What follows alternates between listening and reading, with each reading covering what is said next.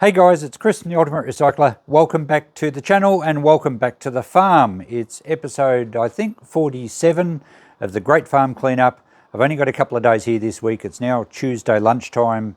I'm going back Thursday lunchtime, so a quick trip. We've got lots to do, but I mainly want to get the van full, as is now the priority on every trip. We must go back with a full van. My brother Greg was here over the weekend with his wife Estella, and they've packed up a lot of stuff inside. So there's piles of boxes and suitcases and stuff everywhere. So I'm going to have a pretty good load just moving that. But I want to get a few bits of furniture in as well. And I've got to move a little bit of stuff around out in the sheds here again. And on the last episode, I left you with visions of the old wagon. And if I get a chance, we're going to see if we can hook up the old Fergie tractor and see if we can drag that antique wagon around to the farmyard without the wheels falling apart. So I'm not sure if we'll get a go at that. It's dry, it's cool, it's a bit windy today, but otherwise it's pretty good weather. So we should try and get it before the paddock gets muddy from our autumn break that we may or may not get, but it certainly can get wet this time of the year. So we got to take advantage of it being dry when it is. So there's a few things to tidy up around the shed here as well. So lots to do in a short time. Let's have a bit of a look around first, and I'll take you inside as well and show you all the stuff we've got to pack in the van. So the shed area here is pretty much as we left it, and these little whirligig things are taking over as they do. You know, you leave a place sort of vacant or unused for a while and Mother Nature just comes in and smothers things. So I probably won't get much time in the shed this trip. We had a lot of stuff sorted last time, tools and things all priced, and the rest of it, oh look, these things are even in here. They're building up everywhere. So we probably won't get much time in here, given that I'm only home for a couple of days. We'll have a look in the other shed. I do want to move a little bit of stuff around in this shed. We have a big pile of empty boxes, which I hope to move today, and we'll open up this corner to provide a spot to bring cupboards out of other places and maybe out of the farmhouse that we don't want, and I can put some prices on them. So this will be like an indoor showroom for stuff we want to sell, and I'll do some stuff ads on Facebook. I think I'll take a lot of photos this time, and I'll do a group ad just before I come back next time. Mum has been sorting some rocks out, so we're getting a bit organised in that area, but yeah, there's still a lot to do. There is a guy coming to look at some cupboards this afternoon, so I may try and drag a couple of those cupboards out from the back that are almost empty, and he wants them for storage, so I think for the local golf club, so we'll offer them for free and hopefully he can take them away. But once these all empty boxes are all moved, maybe we can take some inside, and there's some rocks and things that Mum's already packed up to go back to her new place, so I'll put them in the van as well. Okay, it's nearly afternoon tea time. I'm ready for a coffee. It's about 3:30, quarter to 4. The van is empty. The ramp is set up. We're ready to start loading. I got this cupboard out from the corner of the shed, and the guy didn't want that, but he did take quite a few others. So that's thinned out this area a little bit. That's great. They were happy with the extra shelving, and I'll come back later on once we finish in Mum's shed, because there's going to be some more storage shelves available to them. So that's great. It's handy to have someone that's keen on it. In this room, I have moved all the boxes, and I've got that multicoloured kitchen bench out of the other room that you saw before. It's a nice piece. It's actually made in Melbourne, very 1950s. Love the colours, and a few of you may have seen it in a previous video where the blue drawer at that end was in the middle and the colours just didn't work. So it really played up with my OCD, but now it looks really cool. I'm going to put $100 on it. I've taken some photos. It measures 6 feet long. I'm sure someone would love that for a retro or 50s era house. Well made, pretty clean, pretty good condition. So as I said, I've done photos. I'll list that on Facebook for next time I'm home, and we'll hopefully find a buyer for that. So the rest of this corner, I can move some other furniture, some better stuff in here, and do some photos and measure it up and have all the information I need, and I can then list it maybe a couple of days before I get across next time. So let's go and have a look in the house. But on the way to the house, let's go and have a look in the utility room where I just got that kitchen counter from. And we have something else to discuss. I was going to put this 60s or early 70s brown wood grain style kitchen buffet, I guess you'd call it. I was going to take that out and have that for sale as well. However, I've just discovered that Dad must have screwed it to the wall in numerous spots, and it's absolutely totally fixed. It's even got a piece of timber across the back of it.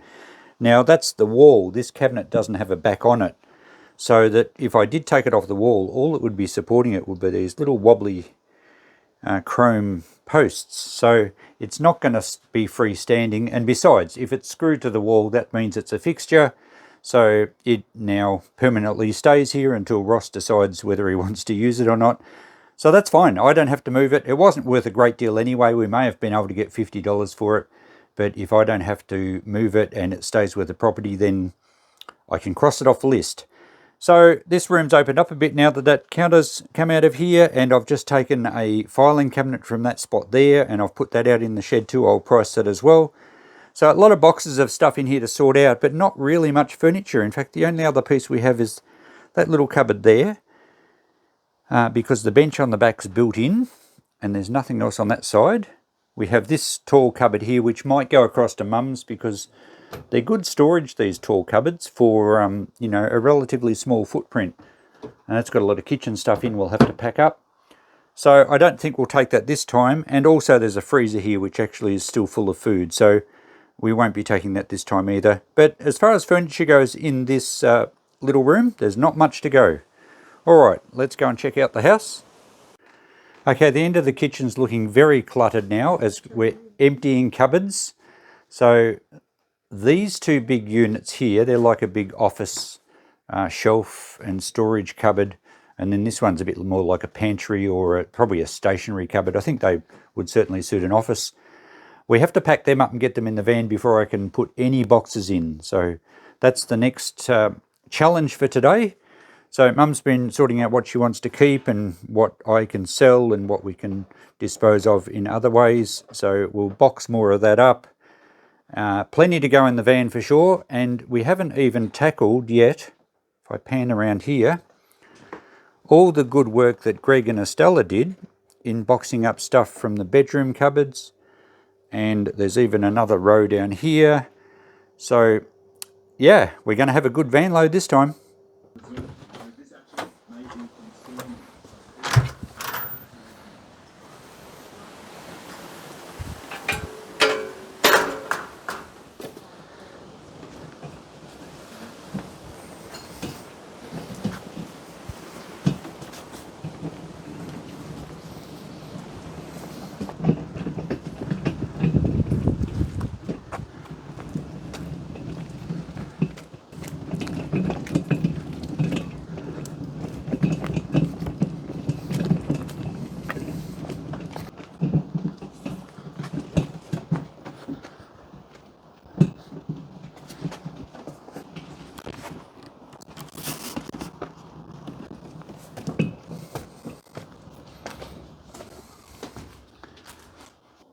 And now the sun's just disappeared and we're running out of light. So I have been loading a bit of stuff, and I've got these cupboards totally apart, and I took the doors off the main cupboard, and it allows me to fill the cupboards with boxes. Now you can't see in the van, I don't think. Wonder if the camera will adjust. No, inky blackness. I'm actually packing the cupboards full of boxes to make maximum use of the space I've got. So I'm going to finish up loading tonight. I might get into the shed. I think I'll light the fire. It's quite cool, and the evenings have been down to single figures, so I think I'll light the fire tonight, do a bit more sorting in the shed, and then if I put a decent sized log on that heater when I finish up, it should still be going in the morning hopefully, and that'll present a reasonably warm shed to do some sorting when I get out here first thing. So pretty happy with the day really. It's only been half a day. I'll finish this video up shortly, but half a day, got a good plan for loading, got some big cupboards ready to go, and even just to get them all emptied, we've added a lot more boxes to the tally of boxes that we have to pack. Greg messaged me after he finished boxing them all and said, we've got a good load. Well, actually I said, it looks like we've got a good load, and he said more. So I take that as a challenge to get everything in the van that he has packed up. So we'll see how we go. For those of you who it's actually your first time on my channel and you don't know what this Great Farm Cleanup is about, and you don't know what I was referring to when I said the antique wagon earlier, this is it. It's an early, very early dray. Well, actually it's heavier than a dray. I think it's actually a wagon. And they used these to transport wool and wheat back in the days when wheat was bagged. I'll just sneak past here and we'll see if we can get a better view of it. So it was the transport behind teams of horses or teams of bullocks, and it was essentially the only way you could move stuff before motor vehicles and your regular trucks. So this one has been on the farm for, well, actually my grandfather bought the property in the 1950s. It's not the original family farm, and this was brought from the original family farm out to here. But I would suspect that this is probably late 1800s, and it could even be I don't think it's the first wagon that my family came out to this area. We were one of the first settlers in the area around about 1872. My family came through from South Australia, and they would have had a wagon of sorts back then to bring their belongings out. I don't know if this is the one. I suspect this is one that they probably bought after they became established here to be able to transport wheat, as they were wheat farmers. And they would have had to have, before the rail came through, they would have had to have taken wheat down to Store, which is about 40 minutes drive by car now. So it would have been a long haul with a team of horses in this wagon. So I suspect it's not the original one that's come out with the family, but one that was used on the farm probably from the late 1800s. No one in the family wants it. We have actually offered it to a local museum and various people around here that may be interested, and no one wants it, unfortunately. My uncle and auntie were going to take it to their property in South Australia, but that didn't work out for whatever reasons, and well, obviously the cost of transport is a major one.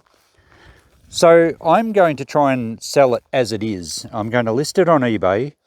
I have talked numerous times in previous episodes that the wheels I think are worth at least $500 a go, which makes it $2,000 sitting there. These ones on this side are actually pretty good. The ones on the other side are a little bit rotted in places, but I think it would still stay together, and I want to try and tow it behind the tractor round into the main yard, and that's going to be a challenge. So just looking at the front, it does have a turntable, so the front axle would, well, probably used to pivot. I'll sneak back around through here.